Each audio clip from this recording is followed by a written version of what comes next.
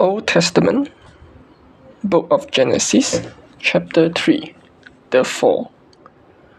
Now the serpent was more crafty than any of the wild animals the Lord God had made. He said to the woman, "Did God really say, 'You must not eat from any tree in the garden'?" The woman said to the serpent, "We may eat fruit from the trees in the garden, but God did say, 'You must not eat fruit from the tree that is in the middle of the garden, and you must not touch it, or you will die.'"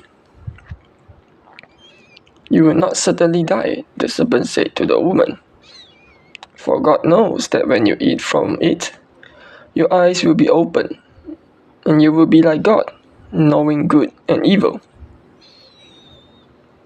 When the woman saw that the fruit of the tree was good for food and pleasing to the eye, and also desirable for gaining wisdom, she took some and ate it. She also gave some to her husband who was with her, and he ate it. Then the eyes of both of them were opened, and they realized they were naked. So they sewed fig leaves together and made coverings for themselves. Then the man and his wife heard the sound of the Lord God as he was walking in the garden in the cool of the day. And they hid from the Lord God among the trees of the garden. But the Lord God called to the man, "Where are you?" He answered, "I heard you in the garden, and I was afraid because I was naked, so I hid." And he said, "Who told you that you were naked?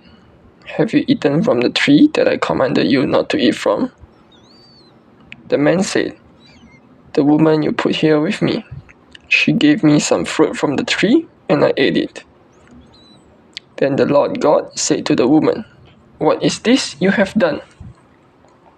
The woman said, "The serpent deceived me, and I ate." So the Lord God said to the serpent, "Because you have done this, cursed are you above all livestock and all wild animals. You will crawl on your belly, and you will eat dust all the days of your life. And I will put enmity between you and the woman, and between your offspring and hers.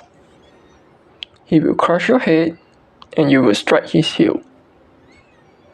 To the woman he said, "I will make your pains in childbearing very severe. With painful labor you will give birth to children.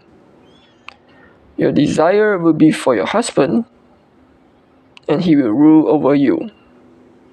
To Adam he said, "Because you listened to your wife, and ate fruit from the tree about, which I commanded you, you must not eat from it. Cursed is the ground because of you. Through painful toil you will eat food from it all the days of your life. It will produce thorns and thistles for you, and you will eat the plants of the field. By the sweat of your brow you will eat your food, until you return to the ground, since from it you were taken. For dust you are, and to dust you will return." Adam named his wife Eve, because she would become the mother of all the living. The Lord God made garments of skin for Adam and his wife and clothed them. And the Lord God said, "The man has now become like one of us, knowing good and evil. He must not be allowed to reach out his hand and take also from the tree of life and eat, and live forever." So the Lord God banished him from the Garden of Eden to work the ground from which he had been taken. After he drove the man out, he placed on the east side of the Garden of Eden cherubim and a flaming sword, flashing back and forth to guard the way to the tree of life.